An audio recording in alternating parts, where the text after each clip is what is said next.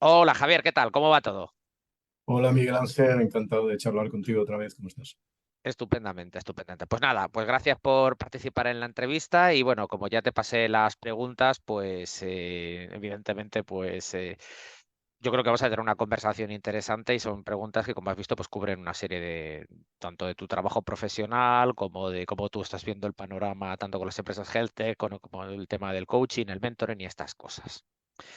Muy Así bien. que, si no es inconveniente, pues empezamos con la primera, que es simplemente pues, que te presentes, que nos cuentes sobre ti personalmente y profesionalmente y a qué te dedicas actualmente profesionalmente.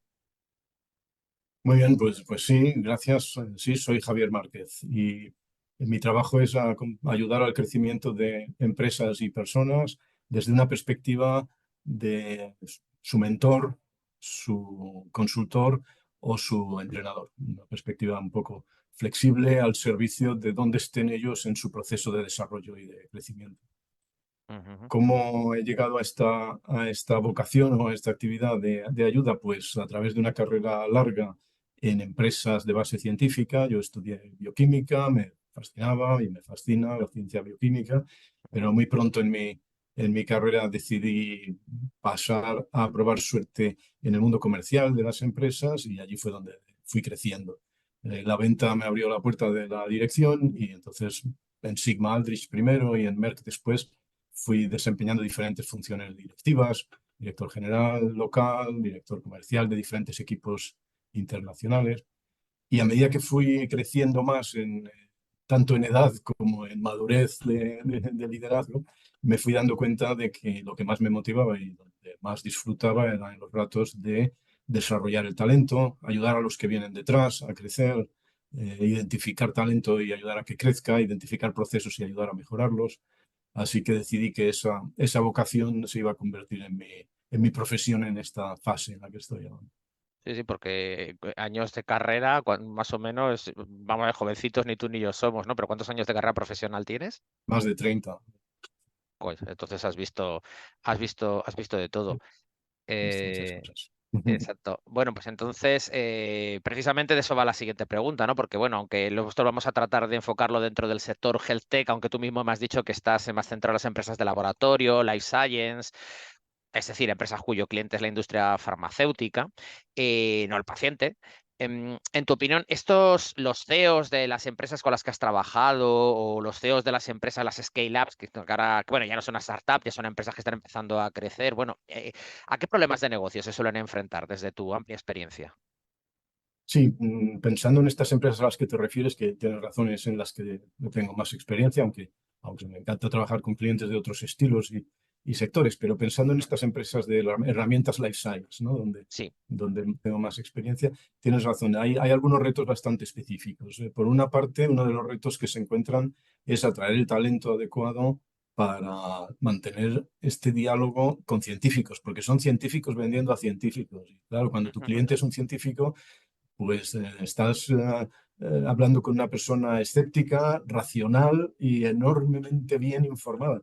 Entonces el diálogo es diferente al que puede ser con otro tipo de cliente, las expectativas son diferentes.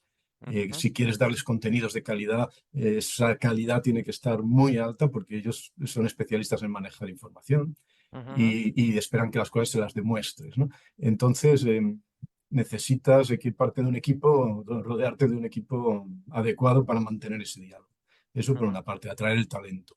ujú, ¿Qué más? Pues también, si pensamos en las startups o en las empresas todavía pequeñas que están empezando en ello, ¿cómo conseguir masa crítica para ser financieramente relevante? Porque tú puedes tener una herramienta muy innovadora, muy disruptiva y muy útil para un proceso de investigación, pero es tan específico que lo utiliza muy poquita gente. Entonces, ¿cómo consigo la suficiente masa crítica para que eso sea un negocio?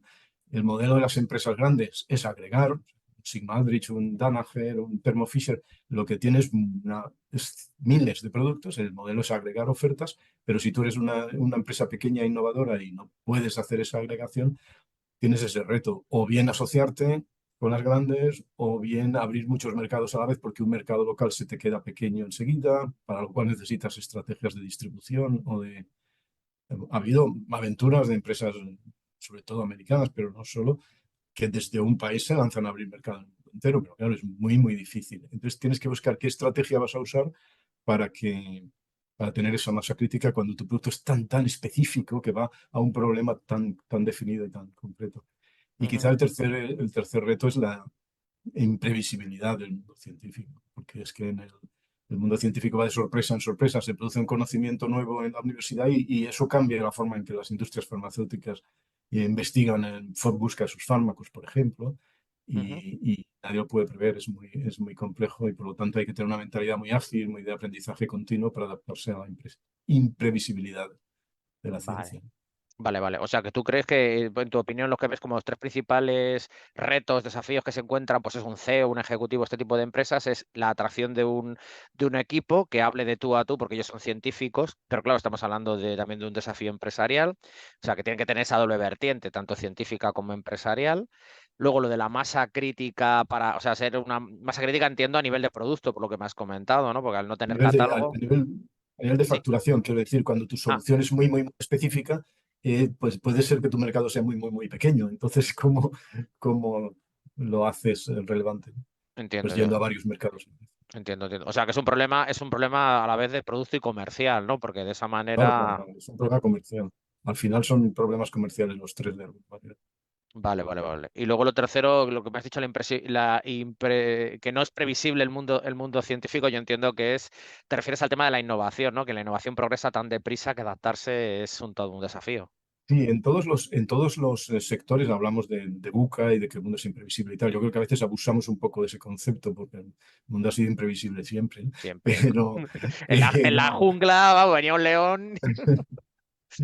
Pero es verdad que en la ciencia vamos de sorpresa en sorpresa porque es la base misma del progreso de la ciencia, es que de pronto surge un conocimiento nuevo en una universidad y afecta a la forma en que las industrias farmacéuticas hacen su desarrollo de drogas o sus análisis de una forma un poco inesperada, ¿no? Entonces hay que ser ágil para adaptarse y mentalidad de aprendizaje continuo.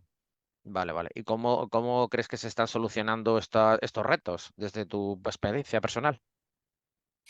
Este último, el de la imprevisibilidad, es la única forma que se me ocurre que pueda funcionar es esa. No se puede evitar, porque entonces lo que hay que hacer es adaptarse y adaptarse puede implicar aprendizaje continuo y cambiar de estrategia y abandonar a lo mejor un plan estratégico para empezar otro totalmente nuevo si tu producto que era excelente ya ha perdido su hueco, ¿no? Y Ujú, buscar nuevas alianzas, nuevas estrategias.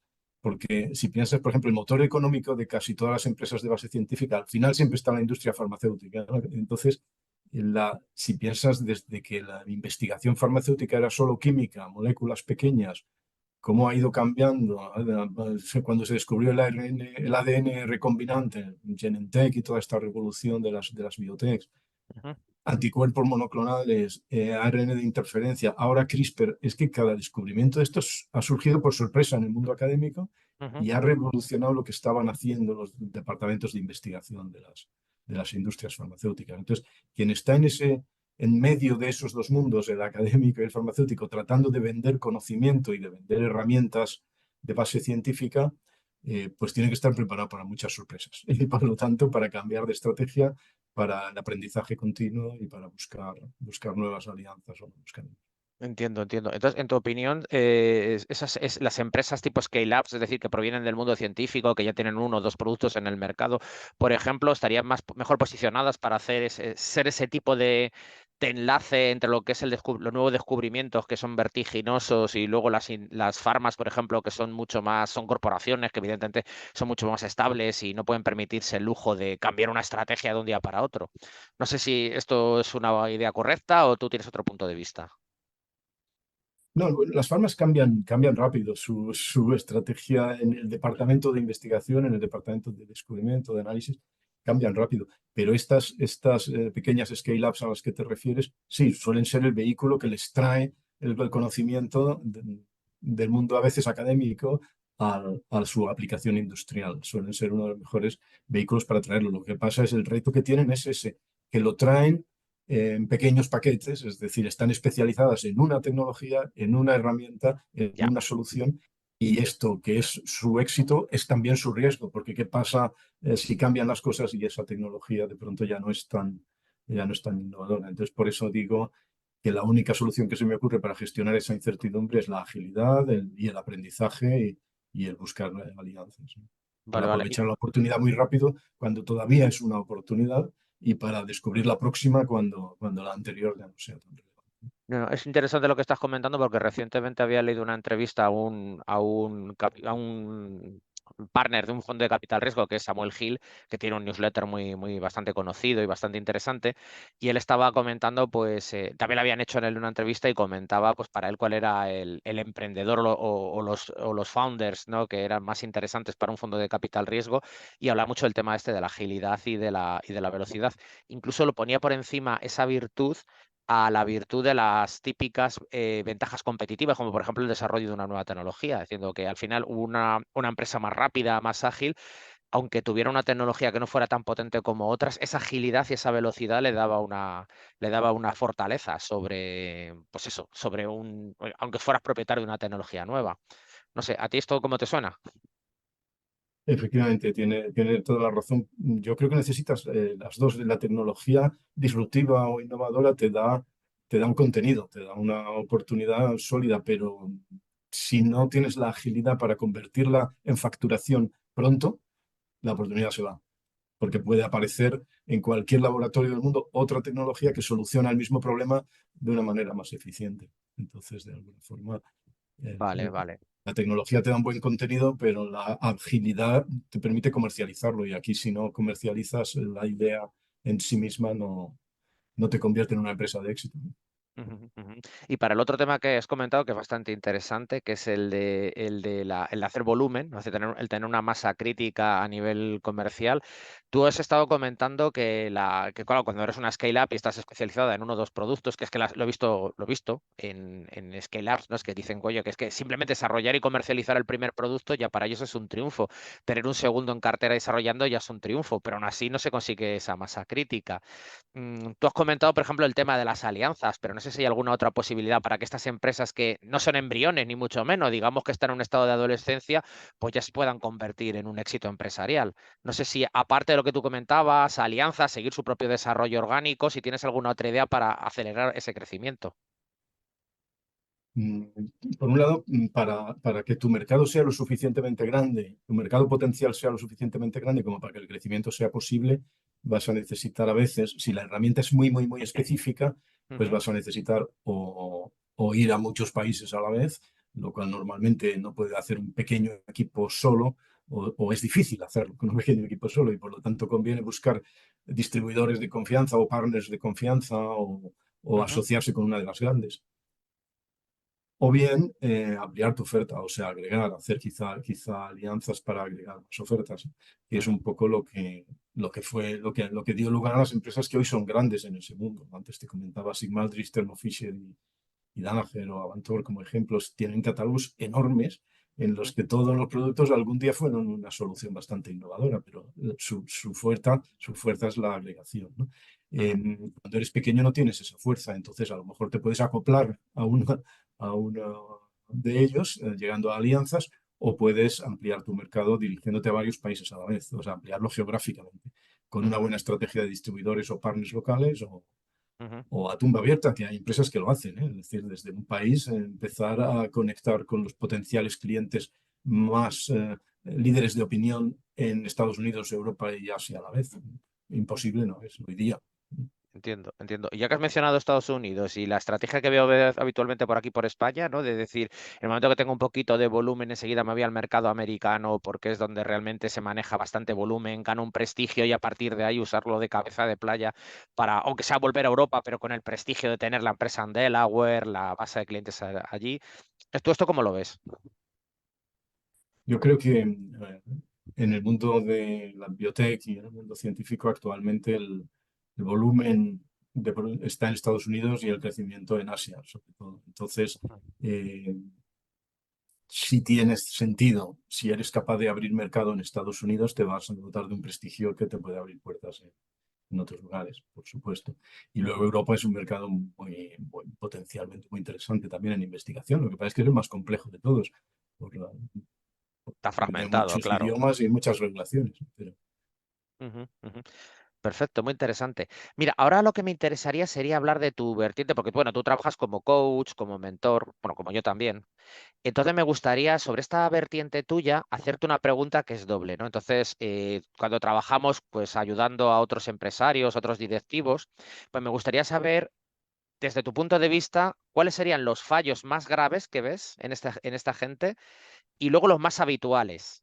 La diferencia es que los más graves a lo mejor solo lo ves una o dos veces, pero caray, esto termina destruyendo un negocio.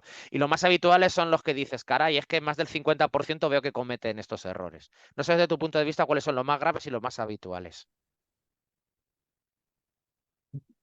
Me vas a permitir que te diga que es que creo que el más grave y el más habitual coinciden en este, Perfecto.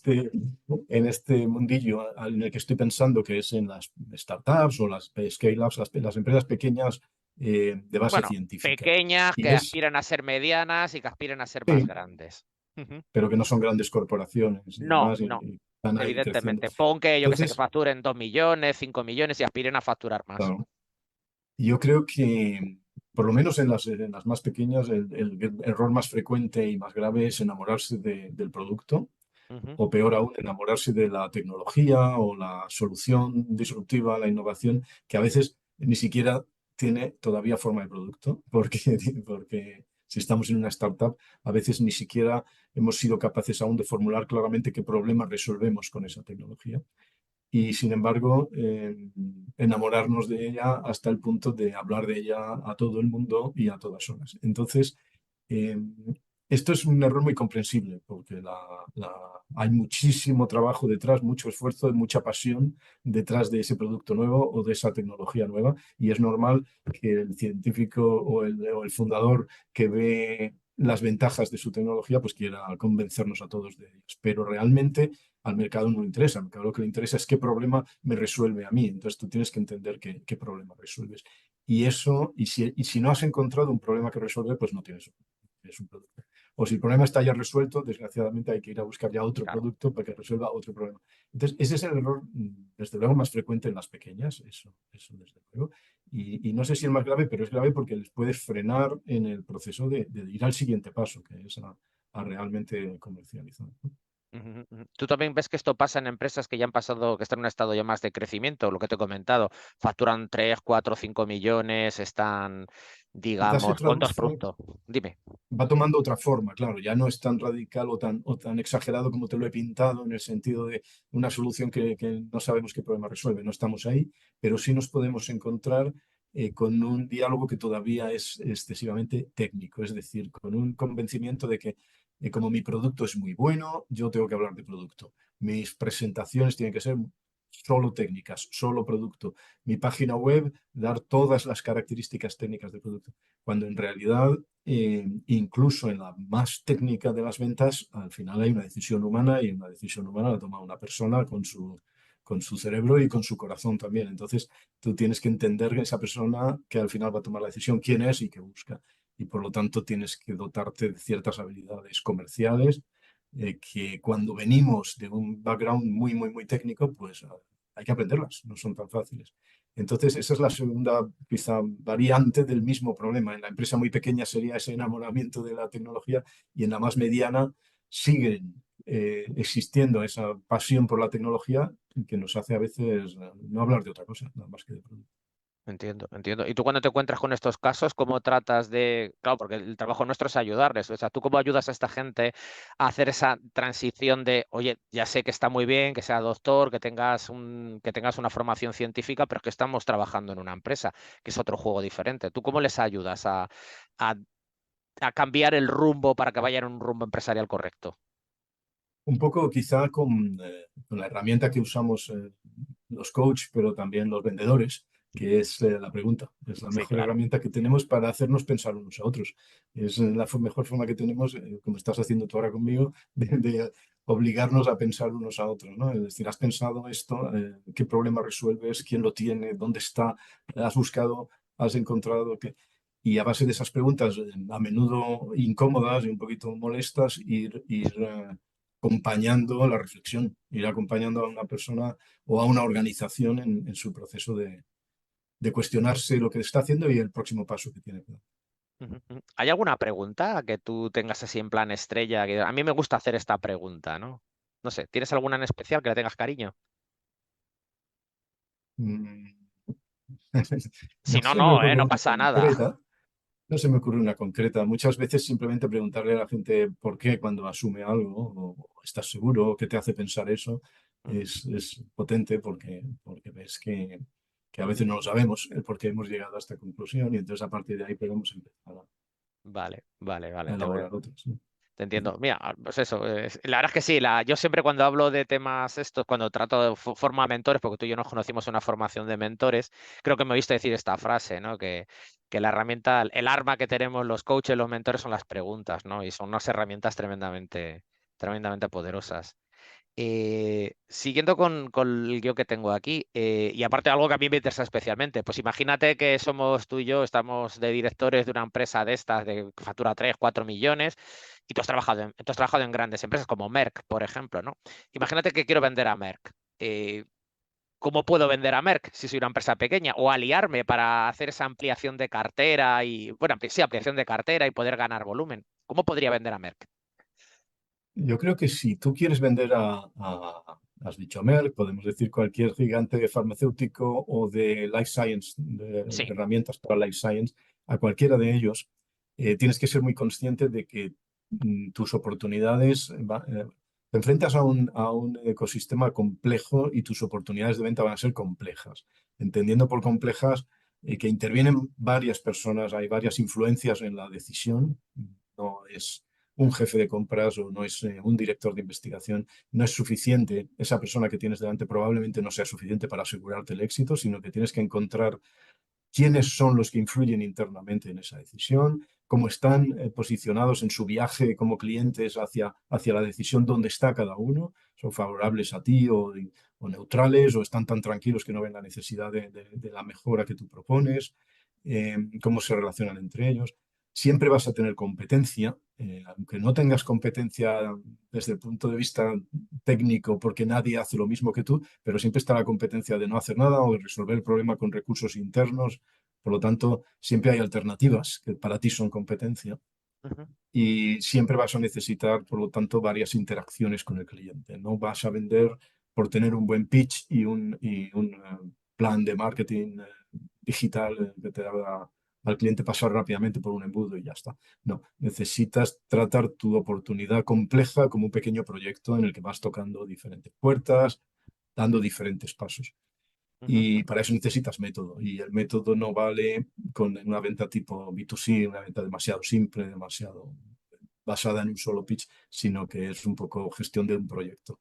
Esto, lo ideal es tener un equipo en el que pararse, reflexionar cuál debe ser el siguiente paso e irlo dando. Y cuando no tienes ese equipo, tu equipo puede ser externo. Ahí es donde nosotros podemos ayudar. A veces yo como coach trato de ser ese acompañante en el proceso de planificación de venta compleja. Pero Fíjate, sí, sí, la clave yo creo es tratar la oportunidad de venta como un proyecto. Y además es que cuando tienes delante a un jefe de compras o a un investigador o tal, es que muchas veces en este tipo de empresas ni siquiera él sabe todo sobre quién va a tomar o quién va a aprobar esa decisión y cuándo y cómo, ujú, de lo entiendo. complejas que son las estructuras. Entiendo. O sea, que de hecho, o sea, tendría que una pregunta para continuación, que es cómo habitualmente tú ves que las empresas de ese tipo ven a Merck, pero yo entiendo que más o menos lo has adelantado. No se lo toman con un proyecto, se lo toman como un pitch y hablan con un interlocutor. O ves más fallos habitualmente.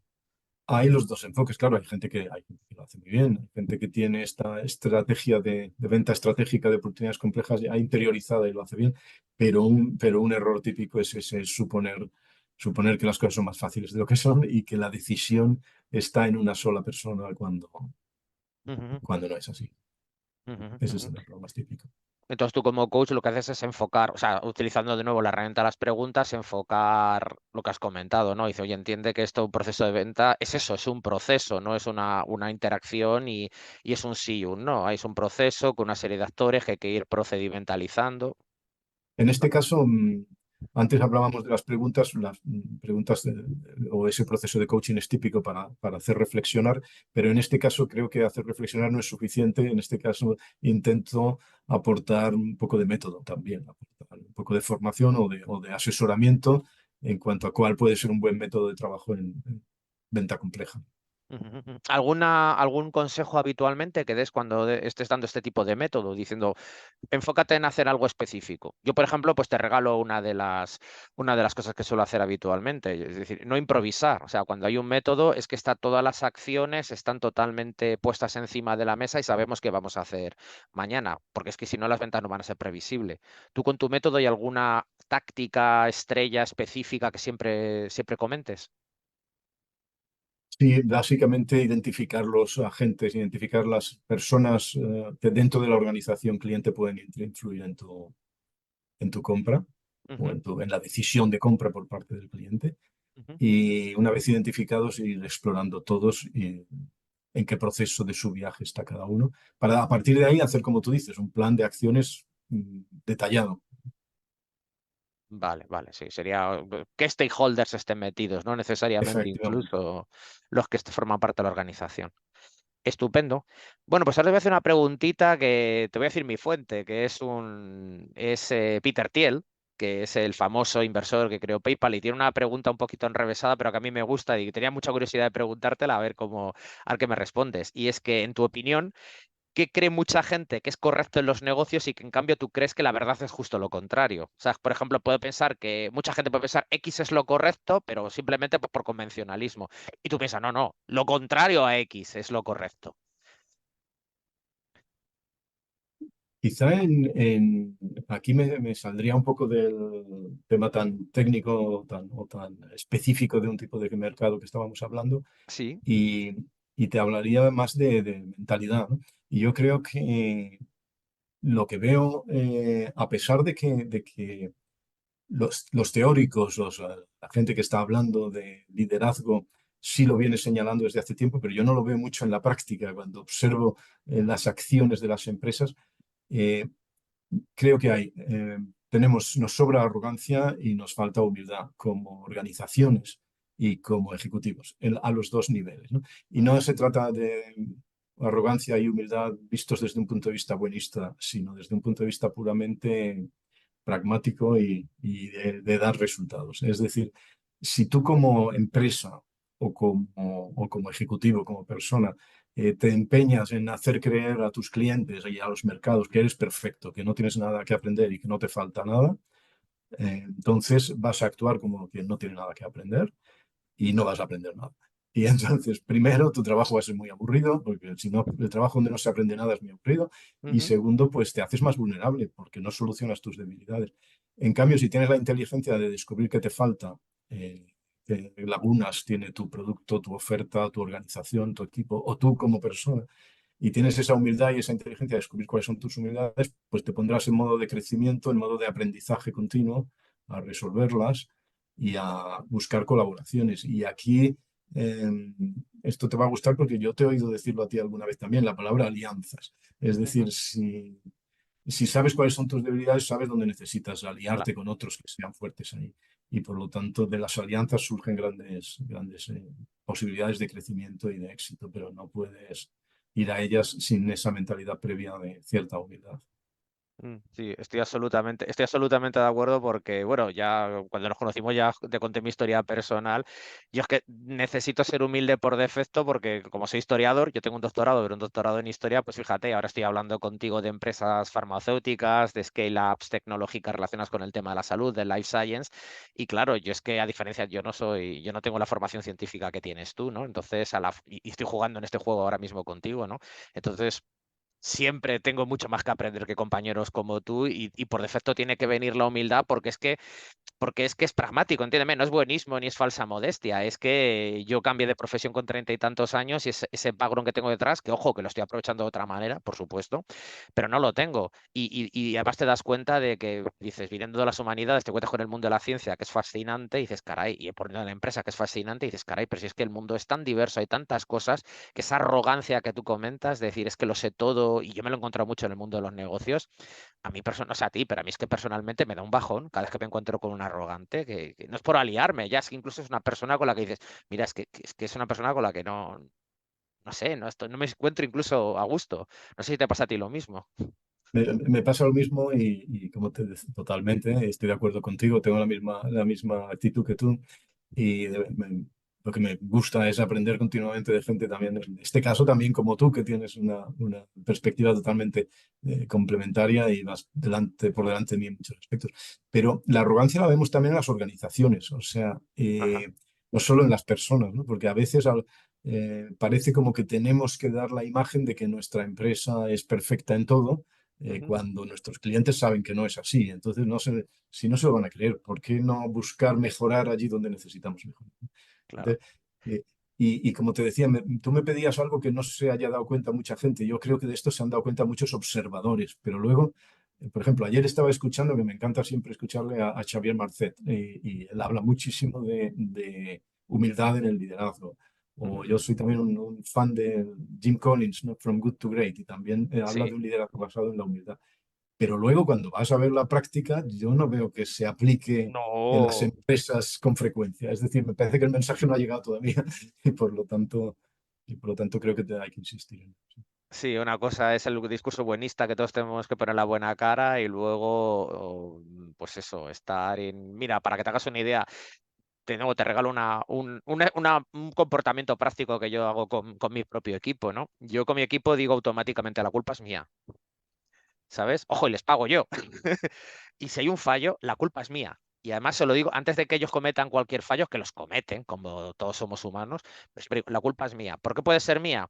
Pues porque yo no me haya explicado bien, porque no les haya dado el tiempo suficiente, porque no les haya escuchado, o en el hipotético caso de que el equipo sea malo de solemnidad, que yo también he tenido que dejar marchar a gente de mi equipo, pues porque no he elegido a la persona correcta. Y entonces he hecho a esa persona perder el tiempo, yo he perdido el tiempo, pero entiéndeme que frente a otros supervisores que yo he tenido, en cuyo caso la culpa era mía, pero porque era el empleado, y ahora que soy el jefe, por defecto, la culpa es mía.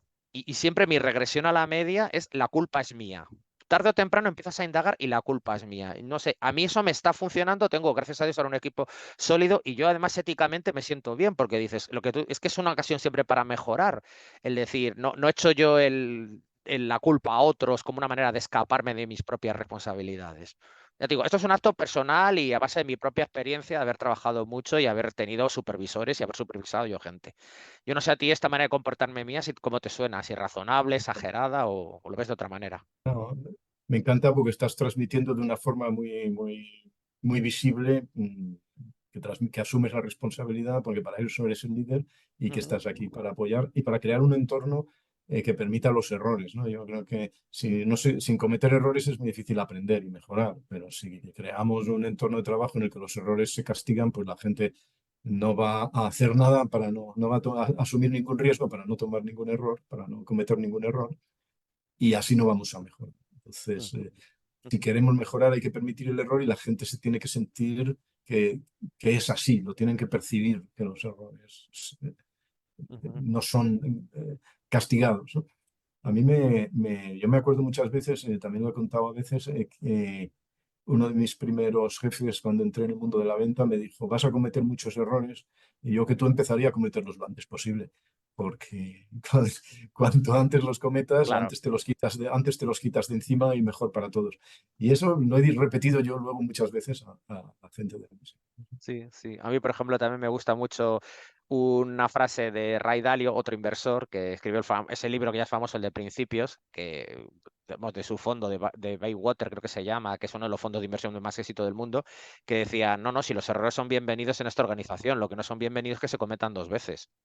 ¿Sabes? Y a partir de la tercera vez ya es motivo de despido.